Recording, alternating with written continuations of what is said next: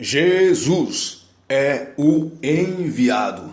Se acreditar nele, verás a glória de Deus. Evangelho de João, capítulo 11 e os versículos 39 e 40. Disse Jesus: tirai a pedra. Marta, irmão do defunto, disse-lhe: Senhor, já cheira mal, porque é já de 4 dias. Disse-lhe Jesus: não te hei dito que, se creres, verás a glória de Deus? O que significa a frase "se creres, verás a glória de Deus"? É um chamado de Deus para cada um de nós que anda sobre essa terra. É um chamado para acreditar nele, mesmo em circunstâncias difíceis, mesmo em situações difíceis, em fatos impossíveis. E qual a importância de acreditar que Jesus é o Filho de Deus, tanto naquela época como nos dias de hoje? Existem vários motivos, mas irei citar alguns. Ele é o caminho para Deus. Ele é o exemplo a seguir. Ele é a esperança. Ele é o Salvador. Ele é o Filho unigênito de Deus. Ele é o mais importante na eternidade. Ele é o caminho para a salvação. Antes de entrar no capítulo 11 do Evangelho de João, eu quero recapitular alguns eventos. Primeiro, o seu nascimento não foi por acaso. Todos os profetas do Antigo Testamento tinham anunciado. Depois do seu nascimento, ele é apresentado no templo. Depois, no momento certo, ele é batizado no Rio Jordão. Depois ele vai para o deserto ser tentado pelo diabo e vence. Jesus é vitorioso hoje e eternamente. Depois desta tentação, ele volta para os seus familiares. E como sabemos, João Batista iniciou a sua pregação primeiro do que Jesus. Hoje nós vemos tantos homens na história do passado que Deus usou eles para fazer um avivamento em vários lugares do mundo. E aqui no Evangelho de Lucas, no capítulo 1, e os versículos 13, 14, 15 e 16, nós vemos o anjo Gabriel falando do avivamento que João Batista iria trazer no seu tempo. Ele diz assim, no versículo 13, mas o anjo lhe disse: Zacarias, não temas, porque a tua oração foi ouvida, e Isabel, tua mulher, dará à luz um filho, e lhe porás o nome de João. 14, e terás prazer e alegria, e muitos se alegrarão no seu nascimento. 15. Porque será grande diante do Senhor, e não beberá vinho, nem bebida forte, e será cheio do Espírito Santo, já desde o ventre de sua mãe. Prestem atenção no versículo 16. E converterá muitos dos filhos de Israel ao Senhor, seu Deus. E voltando no Evangelho de Marcos, capítulo 1, e os versículos 4 e 5 nos diz assim: E apareceu João batizando no deserto e pregando o batismo de arrependimento para remissão dos pecados. E toda a província da Judéia e os de Jerusalém iam ter com ele. E todos eram batizados por ele no Rio Jordão, confessando os seus pecados. Versículo 5. Vou repetir. E toda a província da Judéia e os de Jerusalém iam ter com ele. E todos eram batizados por ele no Rio Jordão, confessando os seus pecados.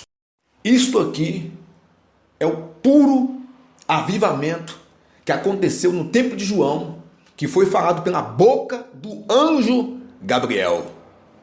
E eu costumo dizer que nem todas as festas que acontecem, nem em todas as festividades que acontecem, eu não posso generalizar. Muitas pessoas acabam fazendo a acepção de pessoas, acabam esquecendo que o foco é Deus, é o Espírito Santo, é Jesus, é a Bíblia, e começam a focar no homem. Isto é o que mais acontece nos dias de hoje.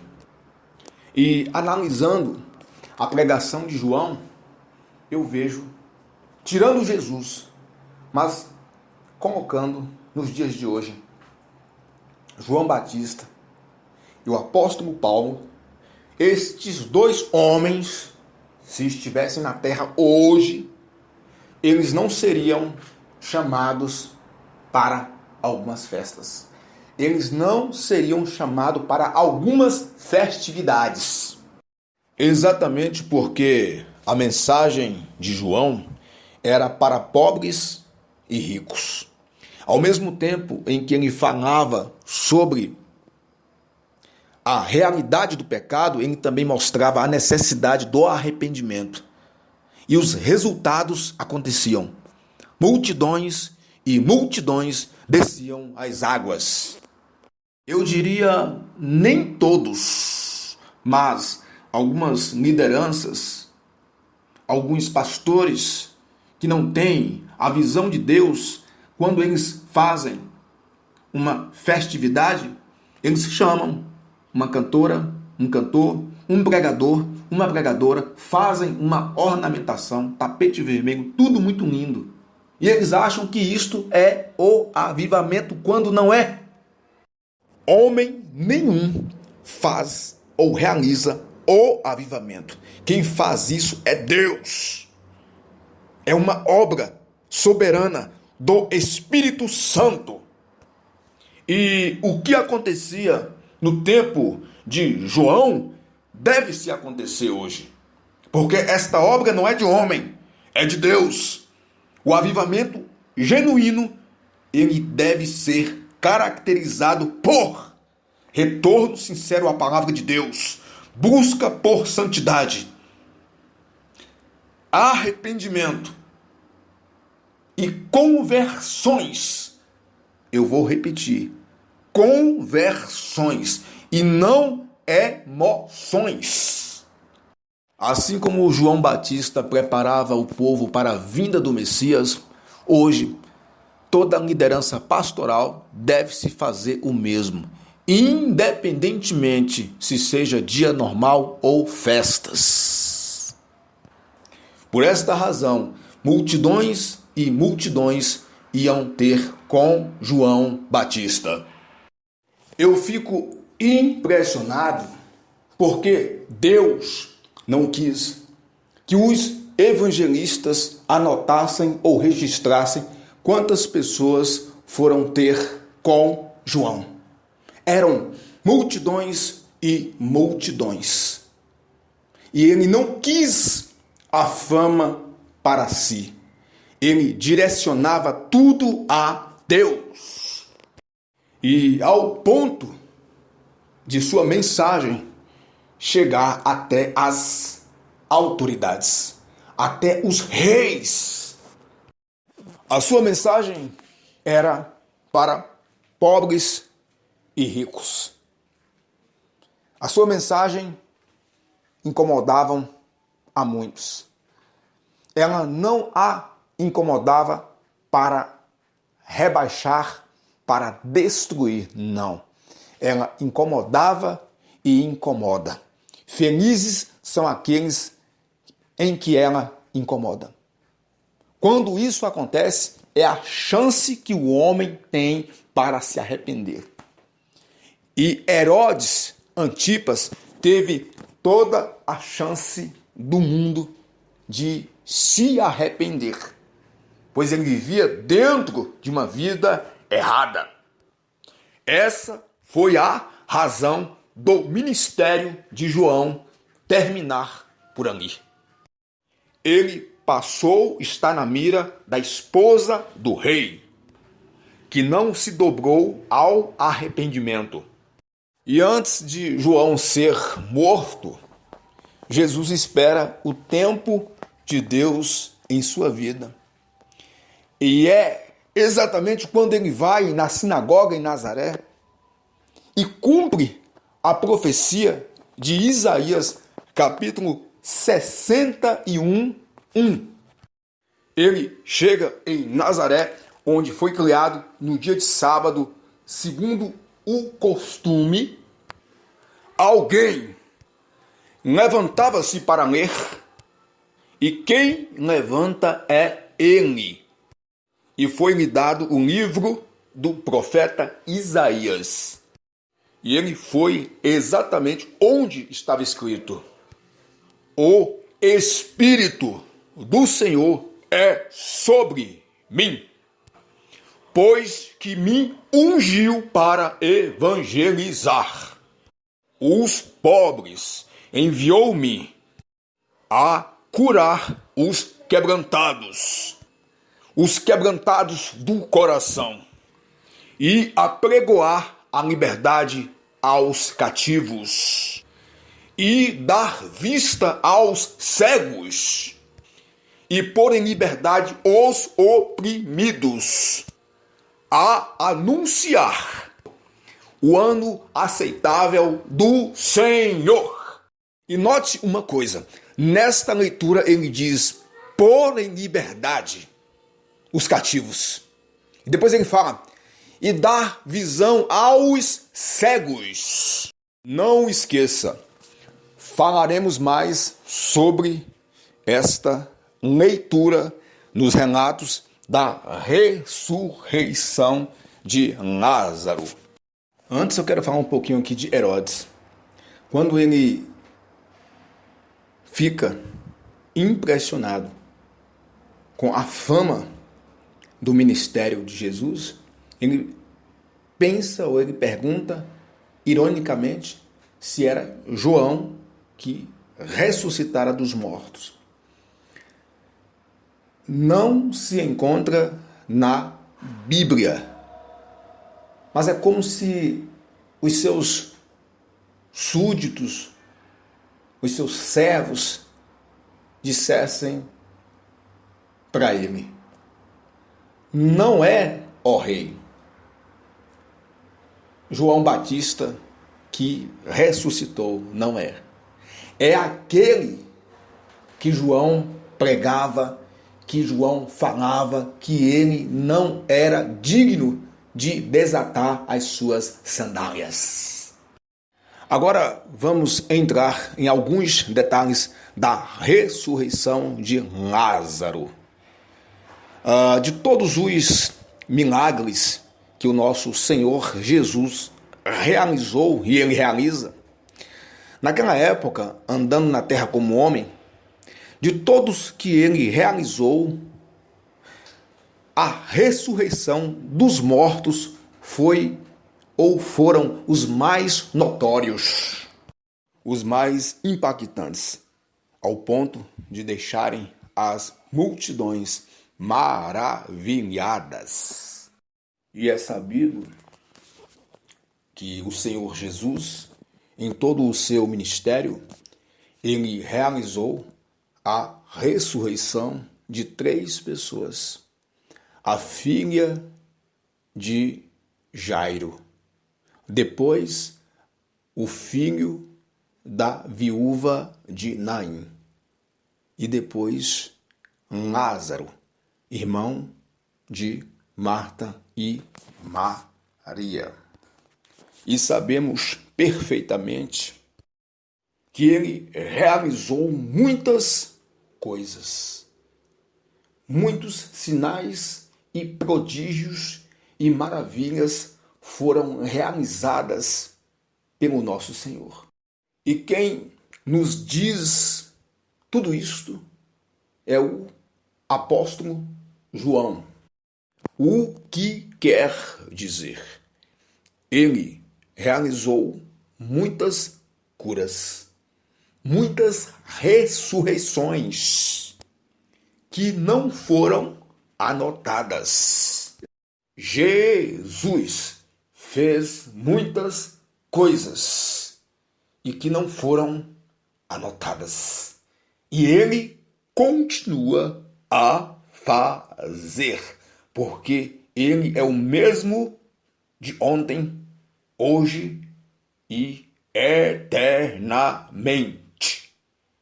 E não esquecendo de falar, além das 3 ressurreições que aconteceram no ministério de Jesus, acontece algo também poderoso na sua morte.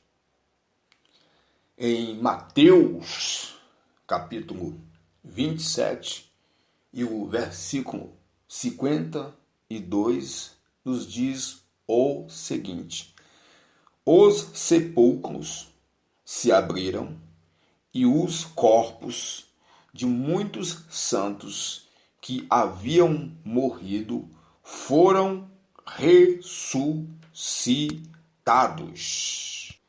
E deixando as sepulturas, logo após a ressurreição de Jesus, e saíram dos túmulos, e depois da ressurreição de Jesus, entraram em Jerusalém, a cidade santa, onde muitos viram essas pessoas.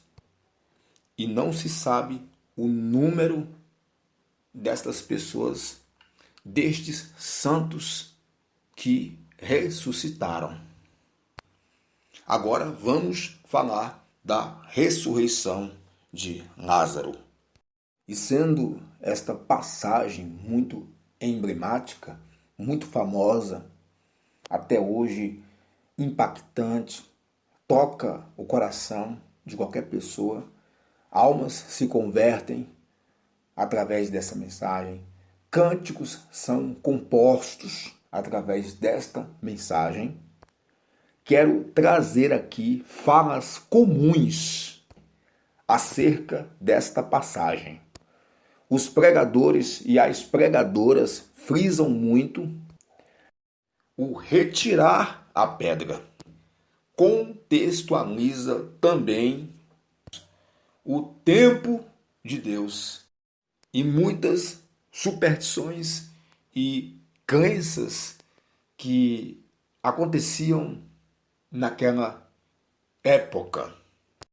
A questão da crença é muito usado hoje acerca desta mensagem. A retirada da pedra é algo contido na própria mensagem. O tempo de Deus também é muito falado hoje e é algo também contido na passagem. Esta mensagem que o Senhor colocou no meu coração, ela se encontra situada no objetivo de Jesus. E que objetivo? Vamos analisar para que tipo de público os evangelistas escreveram. Mateus escreve para os judeus. Marcos escreve para os romanos. Lucas escreve para os gregos e João escreve para os judeus e gentios, para a universalidade, apontando Jesus como o Filho de Deus. E o real objetivo aqui, João, ele reforça a resposta que Jesus queria dos discípulos. E essa resposta saiu da boca de Pedro. E é o que está escrito em Mateus, capítulo 16, e os versículos 14, 15 e 16. E eles disseram, uns João Batista, e outros Elias, e outros Jeremias, ou um dos profetas. Disse-lhes ele, e vós, quem dizeis que eu sou? E Simão Pedro, respondendo, disse, tu és o Cristo, o Filho do Deus vivo. Se observarmos o Evangelho de João, capítulo 1 e o versículo 1, onde se inicia dizendo assim, no princípio era o Verbo, e o Verbo estava com Deus, e o Verbo era Deus. E em João, capítulo 6, e os versículos 67, 68 e 69, onde o título diz o seguinte, Jesus é abandonado por muitos discípulos. A confissão de Pedro. 67. Então disse Jesus aos 12, quereis vós também retirar-vos? Respondeu-lhe, pois, Simão Pedro, Senhor, para quem iremos nós? Tu tens as palavras da vida eterna. 69. E nós temos crido e conhecido que tu és o Cristo, o Filho do Deus vivo. E o evangelista João registra no capítulo 9 a cura de um cego de nascença. Vejam só, tudo o que eu estou falando aqui se encontra no Evangelho de João. E aqui, no seu capítulo 9, e os versículos 35, 36, 37 e o 38, vejam só o que diz.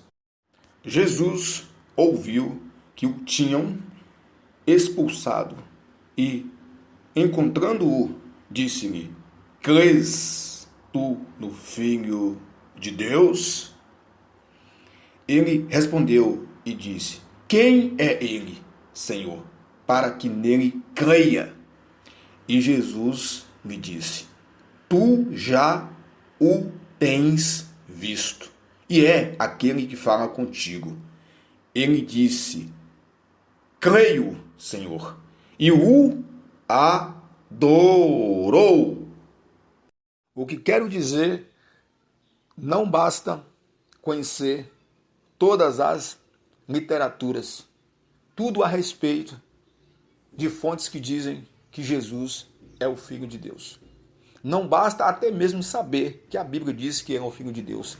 O homem precisa tomar uma atitude de buscá-lo, de adorar, de render aos seus pés.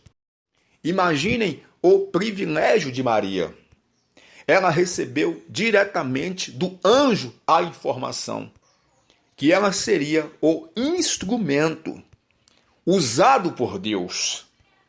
Imaginem o testemunho que ela contou. E em contrapartida, muitos duvidaram. E para entendermos a preocupação do Senhor Jesus para com a vida do ser humano, era a mesma preocupação que Deus tinha lá no Antigo Testamento e continua tendo. Quando ele diz em Ezequiel, Ele não tem prazer na morte do ímpio. Isto serve para nós. Não temos que ter prazer na morte dos ímpios. E era exatamente o que Jesus estava fazendo. Não somente para aquela geração, mas por toda a humanidade. Esse é o amor de Deus e também o amor de Jesus. E é de se estranhar, tanto naquela época como nos dias de hoje, muitas pessoas duvidam da pessoa de Jesus. Falaremos sobre essa importância no final. Agora, vamos entrar no relato de João, capítulo 11, onde nos relata a doença de um homem. Quem era ele? Ele era Lázaro, irmão de Marta e de Maria. Uma família que Jesus amava e que constantemente se encontrava na casa deles. O fato é que este homem está doente. Eu quero abrir um parênteses e dizer para ti: quem serve a Jesus também adoece, passa por dificuldades e até mesmo morre. E Jesus se encontrava a uma certa distância dessa aldeia chamada Betânia. E Marta e Maria mandou ir ter com Jesus mensageiros. E depois de ouvir a respeito da doença de Lázaro, Jesus diz o seguinte: esta enfermidade não é para a morte. Ele diz, é para a glória de Deus, para que o Filho de Deus seja glorificado. Jesus amava estas três pessoas, Marta, Maria e a Lázaro. O texto não diz, obviamente, aqueles mensageiros ouviram Jesus falar que aquela enfermidade não era para a morte. E Jesus permaneceu ali ainda por 2 dias. Não temos aqui exatamente o cálculo da distância de onde Jesus se encontrava até Betânia. Ficando ainda por ali, ele passou por vários trajetos. O texto diz que ele ainda foi até a Judéia. E aqui nós vemos a onisciência do Senhor Jesus. Ele se encontrava 100% Deus, 100% homem. E ali, naquele exato momento, conversando ainda com os seus discípulos, ele vê Lázaro morrendo. Onde ele diz, o nosso amigo dorme, mas eu vou despertá-lo do sono. Aqui não tem nada a ver com a doutrina do sono da alma. E é interessante a riqueza de detalhes, porque para os seus discípulos ele estava simplesmente dormindo em repouso. Então ele diz para eles abertamente: Lázaro está morto. E é muito interessante o que diz o versículo 15 do capítulo 11 de João, porque ele diz: eu folgo por amor de vós, de que eu lá não estivesse, para que acrediteis, mas vamos ter com ele. E é bom analisar várias versões da Bíblia. Por exemplo, essa versão que nós acabamos de ler é a ARC, Almeida Revista Corrigida, que diz o seguinte: e folgo por amor de vós, de que eu lá não estivesse, para que acrediteis, mas vamos ter com ele. Agora, vejam só o que está escrito na versão NVI. Diz assim: e para o bem de vocês, estou contente por não ter estado lá, para que vocês creiam mas vamos até ele. Queridos, a incredulidade é um pecado terrível. O fato de uma pessoa não crer em Deus, em Jesus, no Espírito Santo, pode levá-lo ao inferno. E aqui nós temos um fato de incredulidade até mesmo da parte de alguns discípulos do Senhor. E nos dias atuais não são diferentes. Muitas pessoas duvidam do poder de Deus e do que Ele é capaz. Estamos aqui neste texto diante de uma geração que tiveram o privilégio, a felicidade de conviver com alguém que era e é o Filho de Deus. Acreditar em Jesus é muito mais do que ser bem-aventurado. Acreditar nele, confiar nele é vida eterna. Como também duvidar e não acreditar é abismo, é morte, é inferno. Agora, prestem atenção no versículo 15 do 11, onde ele diz: ainda bem que eu não estava lá, pois assim é melhor para a vossa fé, mas vamos ter com ele. Ou seja, ninguém acreditaria na doença de Lázaro, e muito menos que ele chegasse a morrer. Foi algo da parte de Deus que Jesus não estivesse ali. Vemos aqui a pura misericórdia de Deus. Ele quer que acreditamos, que a humanidade acredita que Ele é o Deus do universo. Ele quer que acreditamos que Jesus é o seu Filho. E Jesus, da mesma forma, Ele quer que acreditamos que Ele é o enviado, que Ele é o Filho de Deus. E por isto, Ele ficou contente de não ter estado lá. E agora, a partir da sua ida para lá, o nome de Deus seria glorificado, seria exaltado. O nome de Deus iria alcançar muitas vidas. E por que não dizer, o nome de Deus iria alcançar toda a humanidade? Você sabia que há situações na vida do homem hoje que Deus deixa simplesmente piorar a situação? Exatamente para quando ele operar, o nome dele ser glorificado. E sendo Betânia distante de Jerusalém, segundo o versículo da palavra de Deus em João 11:18 nos diz: ora, Betânia distava de Jerusalém quase 15 estádios. Além da permanência de Jesus, era essa a distância. E te digo algo muito importante. Jesus não chegou ali atrasado. Chegou na hora dele, no tempo dele, no relógio dele. O que aprendemos com isto? Eu quero até abrir um parênteses e falar sobre a sua segunda vinda.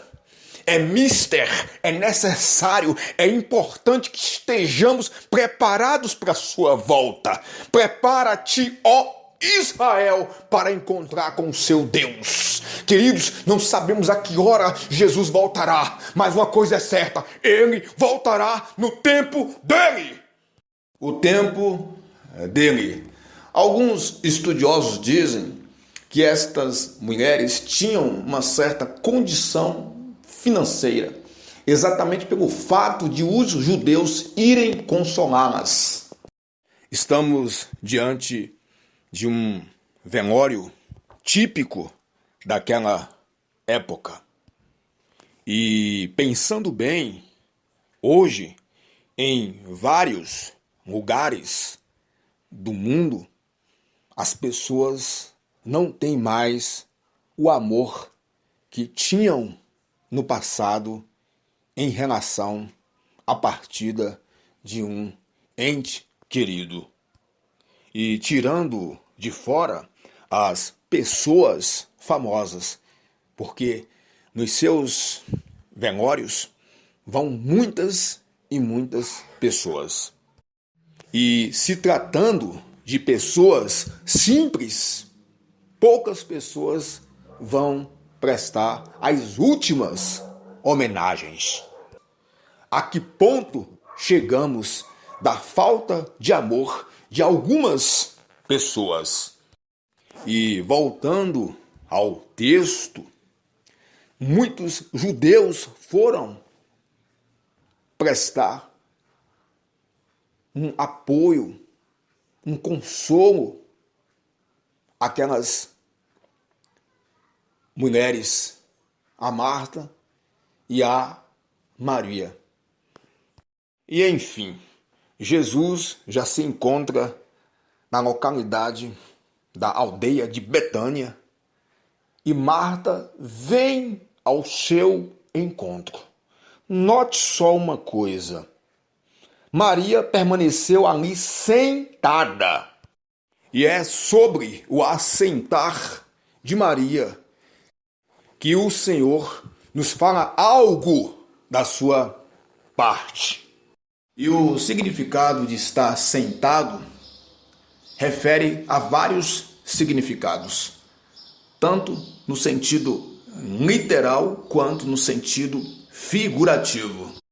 E falando do sentido literal, eu posso estar sentado trabalhando ou estudando. E posso também estar descansando ou repousando depois de um dia exaustivo. Como também posso estar com a minha família diante de um lazer, diante de um entretenimento. No entanto, aqui nos diz que Maria ela esteve sentada no sentido literal, diante de uma realidade. Realidade esta que enquanto esperamos o arrebatamento, enquanto esperamos a volta do Senhor Jesus, estaremos diante desta realidade, dura realidade. Estaremos sentados no velório de outras pessoas e depois outras pessoas estarão sentadas em nosso velório. Eu quero chamar a sua atenção exatamente aqui, onde Maria se encontra sentada. Esta se encontrava diante do luto, diante da perda do seu irmão querido que tinha partido. Mas para ela chegou a hora de se levantar daquela cadeira. Porque aquele que faz tudo, que resolve tudo, se encontrava ali. Chegou a hora de Maria se levantar daquela cadeira para uma nova realidade. Porque o dono da vida estava ali para restituir elas o seu irmão. E te digo agora, talvez você esteja passando por isto. Talvez você se encontre sentado diante de uma dificuldade, diante de uma tristeza, diante de algo que não há mais esperança.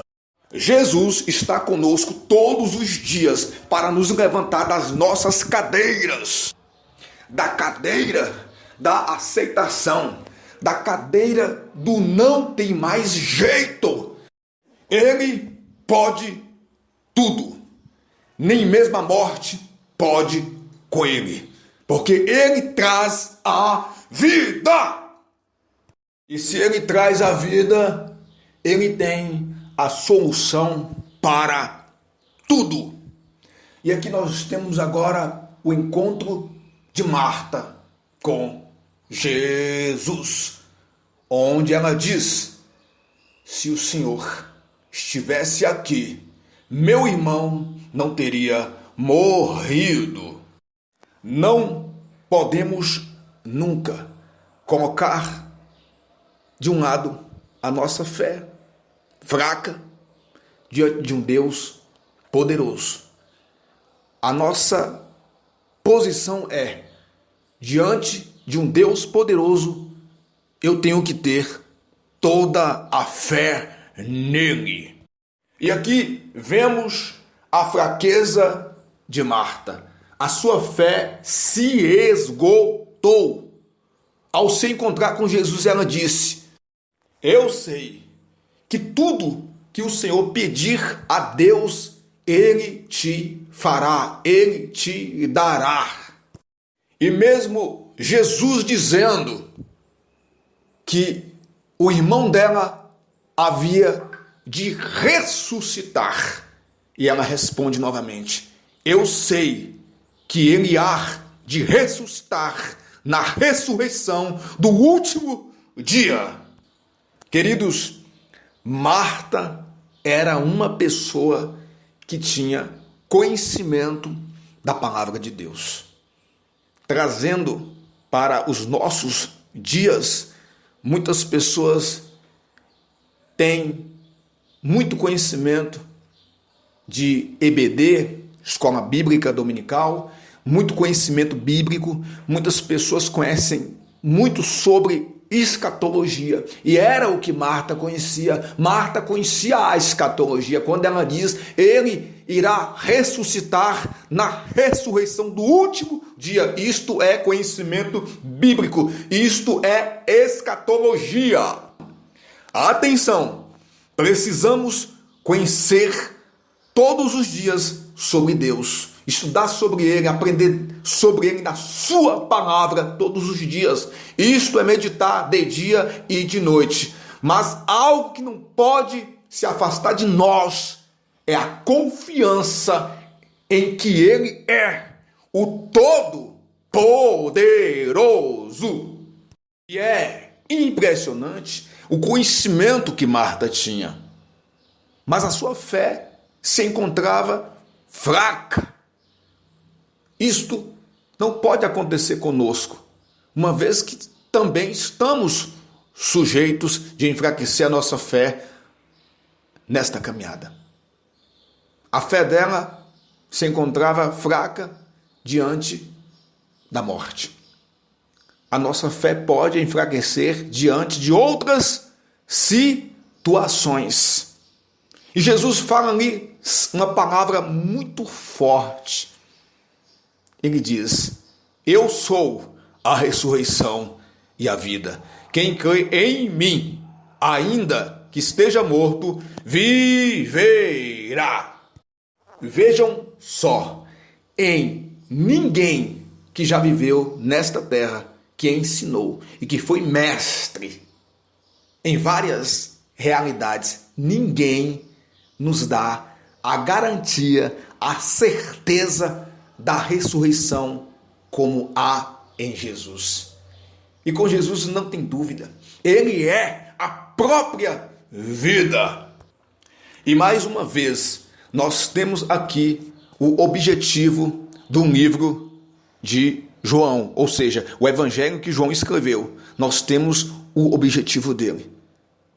É mostrar para toda a humanidade que Jesus é o Filho de Deus. E Marta, mais uma vez, conhecia a palavra. Quando ela diz em João 11, 27, sim, Senhor, creio que Tu és o Cristo, o Filho de Deus, que havia de vir ao mundo. Vou repetir. Tu és o Cristo, o Filho de Deus, que havia de vir ao mundo. Olha que objetivo. Ele é o Filho de Deus. Confia no Todo-Poderoso, que vai chegar a hora em que Ele vai chamar você para que você levante desta cadeira, como fez com Maria. Jesus pediu para chamar Maria. Mais uma vez, vejam a diferença entre Marta e Maria.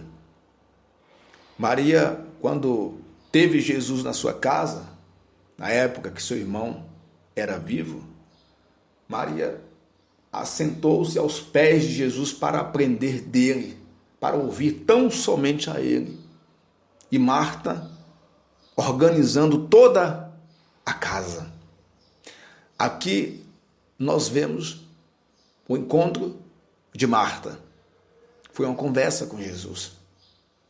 Não tem muita reação de Marta, pois ela se encontrava com a sua fé totalmente esgotada.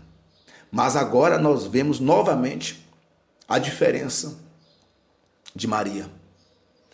Quando ela se encontra com Jesus, olha a reação de Maria. Ela não se assenta aos pés de Jesus, ela se lança aos seus pés. Obviamente, ela faz a mesma pergunta. Se tu estivesses aqui, meu irmão não teria morrido. Ela faz a mesma pergunta, mas nós vemos a diferença entre uma e outra. E nós temos no versículo 33, quando Jesus, a ver Maria chorar, juntamente com ela, os judeus que o vinham acompanhando. Ele foi movido em seu espírito e também se perturbou-se. O choro de Maria é impressionante. Quantas pessoas em toda a Bíblia que nós vemos diante de um chorar. E entre tantos, irei citar alguns, como Neemias, que chorou sabendo da destruição de Jerusalém. Temos também o choro de Agar, ao deixar o seu filho embaixo de um arbusto ali no deserto. Temos também o profeta chorão, Jeremias, que chorou por conta do pecado do povo de Judá. E o último que eu irei citar é José do Egito. José chorou de tal forma que levantou a sua voz com choro, de maneira que os egípcios o ouviam e a casa de Faraó o ouviu. E eu digo com toda propriedade que o choro de Maria foi muito superior ao choro de José, porque José chamou a atenção da casa de Faraó. Mas aqui nós temos uma mulher que com o seu choro, ela chama a atenção de Deus. O nosso Senhor Jesus se comoveu tanto diante da multidão que ele não conseguiu se conter. Por esta razão, o evangelista João, no capítulo 11, e o versículo 35, ele diz: Jesus chorou. Eu quero te dizer, Jesus andou na terra como homem, 100% homem, mas também Jesus era Deus e Jesus é Deus. Jesus, 100% homem, 100% Deus, ele como homem chorou, se comoveu, mas como Deus, ele estava atento para resolver, para restituir, para trazer novamente Lázaro à vida. E Maria, ela estava chorando diante daquele que é especialista em ouvir choro. Aquele que ouve o choro dos seus servos e das suas servas, porque no Salmo de número 30 e o versículo 5 está dizendo: o choro pode durar uma noite, mas a alegria vem pela manhã. E é interessante que a boca das pessoas fala o que querem. os mesmos judeus que falavam: vede como ele o amava, devido ao seu chorar, o seu choro. E depois, alguns também disseram: não podia ele, que abriu os olhos ao cego, fazer também com que este não morresse? E Jesus se move mais uma vez e vai até aquela caverna. Agora eu quero falar aqui sobre a pedra.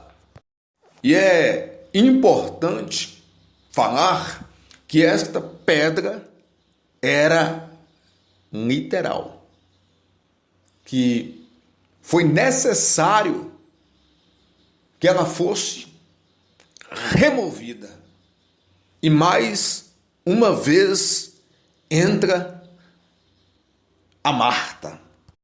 Quem era Marta? Ela era uma judia que guardava a palavra de Deus, que ouvia.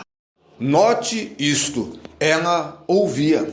E em muitos sermões, em muitas pregações, ela continua sendo criticada quando Jesus vai na sua casa e Maria dá a Jesus a total atenção, sentando aos seus pés, enquanto que Marta está preocupada com tantas coisas dentro de casa para atender Jesus, sendo que a parte melhor, a parte fenomenal seria estar ouvindo tão somente o que Jesus falava.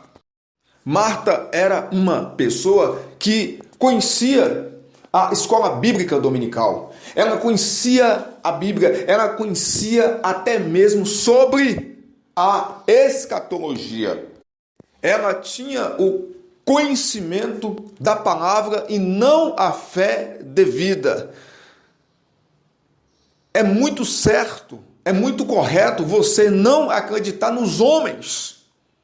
É muito certo, é muito correto você não acreditar nas literaturas que tem no mundo. Agora você terá sim um sucesso em sua vida quando você dá total crédito, quando você acredita do que sai da boca de Deus, do que sai da boca de Jesus. Em Hebreus, capítulo 11, e o verso 6 diz: ora, sem fé é impossível agradar-lhe, porque é necessário que aquele que se aproxima de Deus creia que ele existe. Vejam só, Marta, ela tenta paralisar a bênção de Deus, os feitos de Deus. Ela sim era um ser humano. Ela sim mostrou de uma pessoa com a fé esgotada. Isto pode acontecer com qualquer um de nós. Exatamente quando você ora, quando você busca, e a resposta não vem na hora em que tu queres. E saiba de uma coisa: diante da causa mais impossível, você deve acreditar. Porque o operar de Deus não será do seu jeito e nem na hora em que você espera. Pode ter a absoluta certeza, tão certo como Deus existe. Se você crê, você verá a glória de Deus. E ainda que ela veio falar Senhor, já é de 4 dias. Ou seja, não tem mais jeito. É impossível. Você lembra que anteriormente falamos da cura daquele cego de nascença. Aquele cego não apareceu ali por acaso. Ele não surgiu naquele cenário como alguém que teve um acidente nos seus olhos. Ele não surgiu ali como alguém que tinha manifestado uma doença nos seus olhos, trazendo para os dias de hoje as principais doenças do nosso dia nos olhos é a catarata, é o glaucoma e várias outras doenças que levam as pessoas à cegueira. Aqui nós temos um homem que veio ao mundo cego de nascença.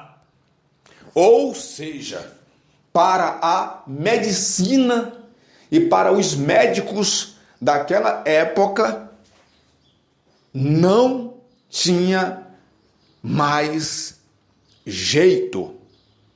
Nada poderia ser feito por aquele homem, porque ele veio com os seus olhos fechados de nascença. Associe uma coisa. O mesmo João registra estas duas passagens. Um cego de nascença, quando todos diziam, não tem mais jeito. Agora, nós estamos diante de alguém que morreu e já se passava 4 dias. Na ótica humana, não tinha mais jeito. Aquele homem estava morto há 4 dias e tirar a pedra e tentar tocar no seu corpo, como fazem hoje, exumar depois de tanto tempo, seria pagar um mico. Ele nunca mais voltaria à vida. Lembram quando disseram os judeus, quando viram Jesus chorar? Eles falaram, mas este que abriu os olhos do cego não poderia impedir que esse morresse? Na verdade, eles estavam se referindo ao cego de nascença. Com certeza, eles viram a cura daquele cego. E Satanás, o diabo, ele tentou dizer que a cura daquele cego foi uma armação, uma falsidade. Nem Deus e nem Jesus precisava provar nada para ninguém. E quando Deus provou algo, quando Jesus provou muitas coisas que nós vemos no seu ministério, é a sua pura misericórdia. É a sua pura misericórdia. Porque, na verdade, ele não precisa provar nada a ninguém. Aqui nós temos uma tradição, uma crença, uma superstição que acontecia naquela época e que João, ele não registra, Jesus também não fala, mas são argumentos das tradições judaicas. Que se uma pessoa morresse dentro de um dia, ou talvez de um dia, ou quem sabe até o terceiro dia, essa pessoa poderia reviver.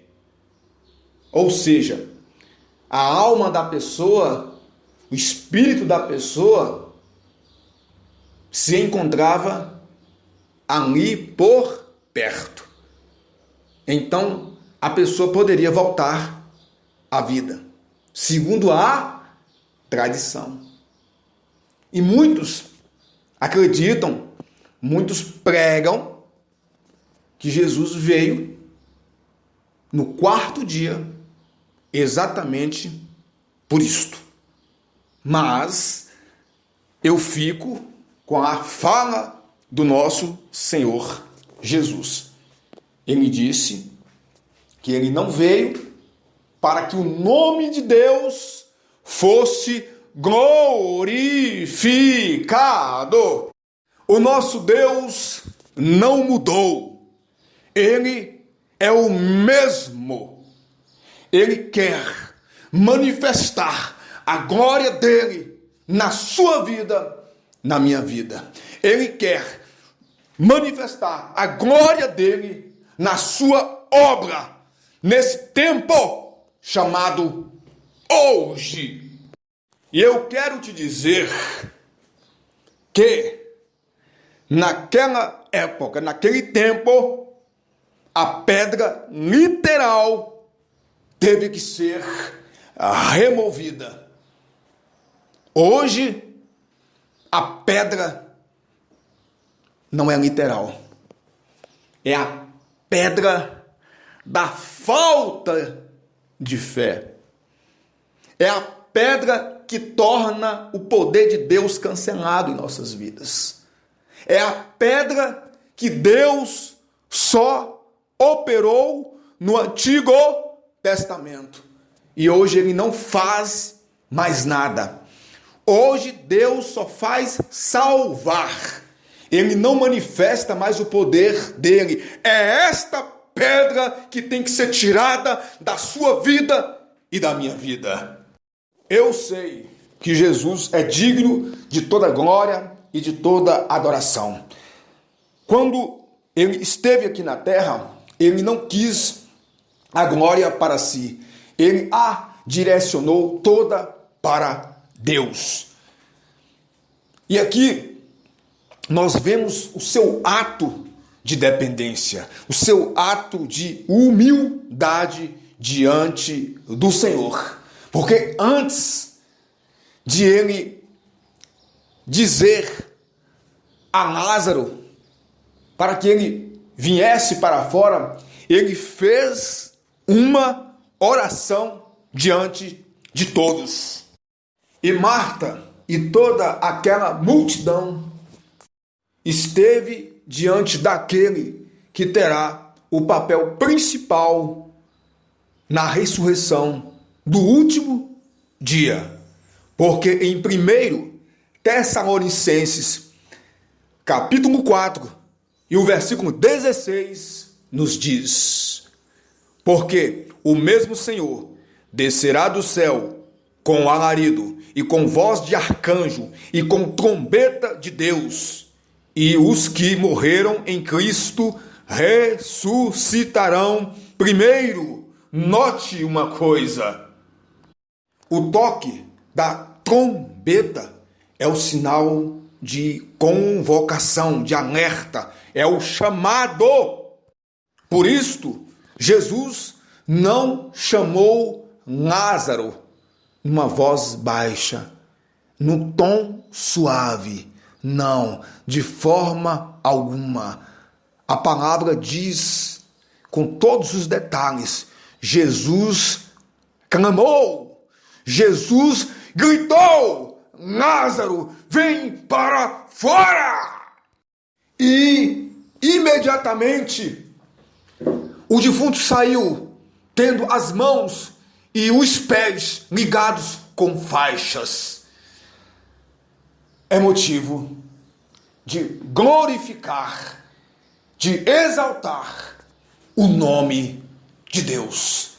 Que poder! Eu gosto quando os pregadores sempre falam isso, que se Jesus não tivesse mencionado o nome Lázaro, sabe o que ia acontecer? Você sabe perfeitamente o que ia acontecer. Muitos dos que estavam sepultados dentro daquela caverna sairiam todos para fora. E como eu disse anteriormente, Deus não precisa provar nada para ninguém e nem Jesus. E por causa deste evento que acontecera ali, muitos judeus passaram a acreditar em Jesus. E eu quero finalizar dizendo o seguinte: Deus não tem prazer na morte do ímpio. Ele quer que todos busquem a salvação. Ele quer que o mal político, ele quer que o homossexual, que a lésbica, que o alcoólatra, que o espírita, que o assassino, que o ladrão, que a prostituta, pessoas que andam em uma vida errada, todos, ele quer que estas pessoas cheguem ao arrependimento, que essas pessoas alcancem a salvação que só ele tem. E Jesus, quando esteve na terra, ele tinha o mesmo pensamento do Pai. Ele tinha amor às vidas, às pessoas, independente de quem fosse. Por isto que João, que não é um evangelho sinótico, ele traz o seu objetivo ao falar que Jesus é o Filho de Deus. Ele traz no seu evangelho que Jesus é Deus. Somente por ele o homem é salvo, porque ele é o caminho, a verdade e a vida. E ninguém vem ao Pai senão por ele. Jesus tem todo o poder e ele está aqui. Talvez você esteja atravessando uma situação, uma realidade em que você diz: não tem mais jeito, não há mais esperanças. É preciso obedecer e ouvir a voz de Deus e de Jesus, falando ao nosso coração. Talvez estamos como a Marta. Conhecemos a palavra de Deus. Estamos na casa do Senhor todos os dias. Carregamos a Bíblia conosco todos os dias. Mas estamos como a Marta. Em alguns momentos, em algumas situações, circunstâncias, nós vemos a nossa fé enfraquecendo, se esgotando. Isto não pode acontecer. É preciso tirar a pedra. Que pedra é esta? A pedra da dúvida. A pedra de que Deus só operou no Antigo Testamento. A pedra de que Deus só salva. Ele não opera mais o seu poder. Ele ainda continua e quer manifestar a sua glória nas nossas vidas, na nossa caminhada. É necessário crer tão somente. Ele ainda está aqui. Ele quer te chamar pelo seu nome. Ele quer te tocar. Ele quer te chamar para fora. Ele não é uma religião. Ele é a própria vida. Ele é a ressurreição. E ele tem algo mais importante do que bênçãos materiais ou uma cura. Ele tem a vida eterna. Porque ele é o caminho, a verdade e a vida. Eu fico por aqui e Deus te abençoe.